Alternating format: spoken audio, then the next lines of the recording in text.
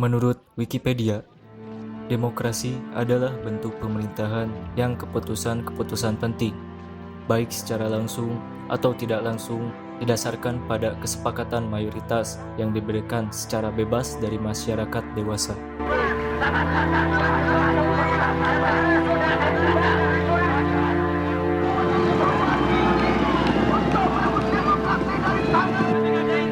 Lalu, bagaimana demokrasi bisa sampai ke Indonesia, dan pada kapan demokrasi itu ada? Kalau perlu, hari ini juara di bumi Indonesia akan kita teteskan.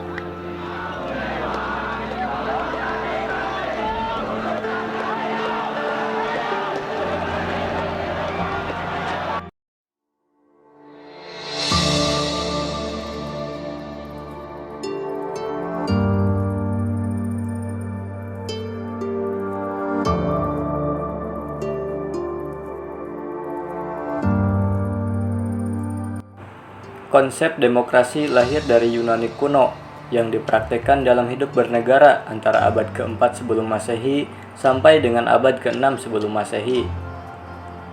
Demokrasi yang dipraktikkan pada waktu itu adalah demokrasi langsung, artinya hak rakyat untuk membuat keputusan-keputusan politik dijalankan secara langsung oleh seluruh rakyat atau warga negara. Terus, bagaimana demokrasi bisa masuk ke Indonesia? Sejarah demokrasi di Indonesia dimulai pada awal abad ke-20. Pada fase ini, Indonesia masih mengalami penjajahan oleh Belanda, dan pemikiran demokrasi modern dari Barat sudah mulai masuk ke Indonesia. Tepatnya anak-anak muda dan mahasiswa yang mengenyam pendidikan di Eropa banyak membaca ide-ide demokrasi melalui buku serta ruang-ruang diskusi terbuka. Kemudian mereka banyak mendapatkan inspirasi mengenai konsep negara demokrasi yang terbuka dan sangat kontradiktif dengan Indonesia.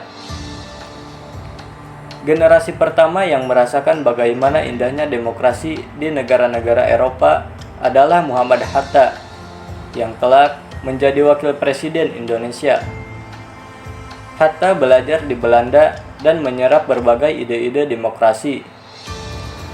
Di generasi Hatta ini, ide-ide demokrasi meresap di benak anak muda Indonesia dan memulai gerakan-gerakan kemerdekaan. Mengalami banyak ganjaran karena transisi dari penjajahan Belanda ke penjajahan Jepang, akhirnya kemerdekaan resmi diproklamasikan pada tanggal 17 Agustus 1945. Semboyan yang disusun oleh bidang dua salin yang ketujuh, yaitu semboyan merdeka atau mati, telah berkobar-kobar pula di dalam jiwa pemuda-pemuda itu. Mereka pun bersumpah, lebih baik hancur lebur binasa lenyap dari muka bumi daripada dijajah kembali. Melihat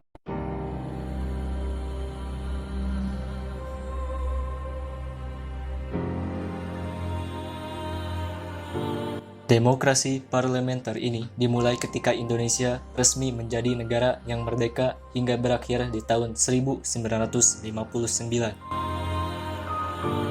Demokrasi parlementer adalah sistem demokrasi yang menempatkan parlemen sebagai bagian fundamental di pemerintahan.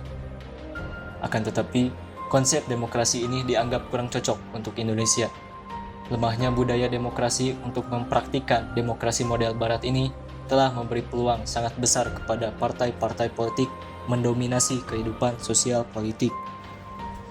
Pada masa ini pula digelar pemilu pertama pada 1955. Pemilu 1955 mendapat pujian dari berbagai pihak, termasuk dari negara-negara asing. Pemilu ini diikuti oleh lebih dari 30-an partai politik dan lebih dari 100 daftar kumpulan dan calon perorangan. Beberapa hal yang menarik dari pemilu 1955 adalah tingginya kesadaran berkompetisi secara sehat. Misalnya, meski yang menjadi calon anggota DPR adalah Perdana Menteri dan Menteri yang sedang memerintah, mereka tidak menggunakan fasilitas negara dan otoritasnya kepada pejabat bawahannya untuk menggiring pemilih yang menguntungkan partainya.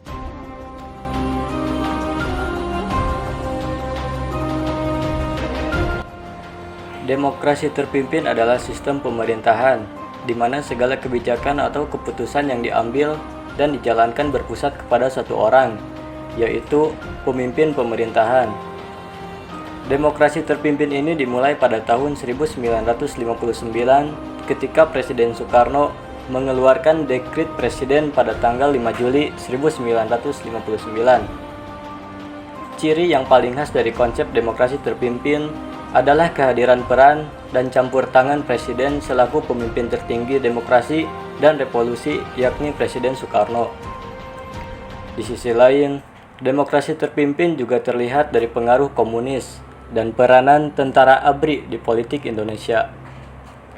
Pada masa demokrasi terpimpin, banyak terjadi penyelewengan terhadap Pancasila dan Undang-Undang 1945, seperti pembentukan nasionalis, agama, dan komunis Nasakom, pengangkatan Soekarno sebagai presiden seumur hidup, pembubaran DPR hasil pemilu oleh presiden, pengangkatan ketua DPR gotong royong atau MPRS menjadi menteri negara oleh presiden, GBHN yang bersumber pada pidato presiden tanggal 17 Agustus 1959 yang berjudul "Penemuan Kembali Revolusi Kita" ditetapkan oleh DPA, bukan MPRS. Hoeveel stemmen voor, hoeveel stemmen tegen? Nee, door met elkaar te praten als in een familie. Vader roept moeder, dochters en zonen bij elkaar. Nou, één groot gezelschap. Één groot gezelschap.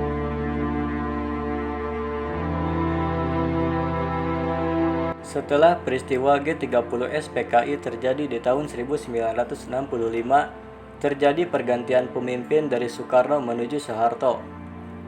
Era Orde Baru ini juga dikenal dengan istilah demokrasi Pancasila, yang menjadikan Pancasila sebagai landasan demokrasi. Akan tetapi, rezim yang berkuasa selama 30 tahun juga dihantui dengan beberapa penyimpangan, seperti penyelenggaraan pemilu yang tidak jujur dan tidak adil, penegakan kebebasan berpolitik bagi pegawai negeri sipil PNS, kekuasaan kehakiman yudikatif yang tidak mandiri karena para hakim adalah anggota PNS Departemen Kehakiman, kurangnya jaminan kebebasan mengemukakan pendapat, sistem kepartaian yang otonom dan berat sebelah, dan maraknya praktik kolusi, korupsi, dan nepotisme KKN.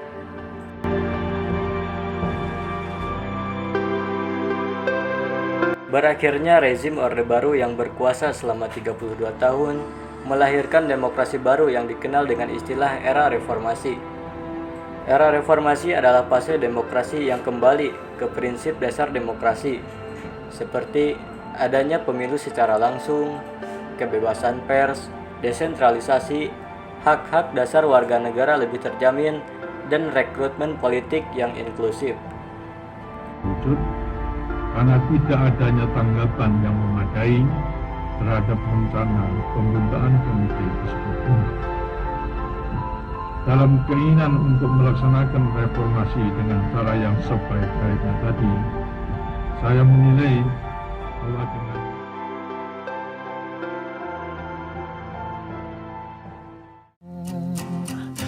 izinkan ku lukis senja, mengukir namamu di sana, mendengar kamu bercerita, menangis tertawa. Biar ku lukis malam, bawa kamu bintang-bintang, temanimu yang terluka.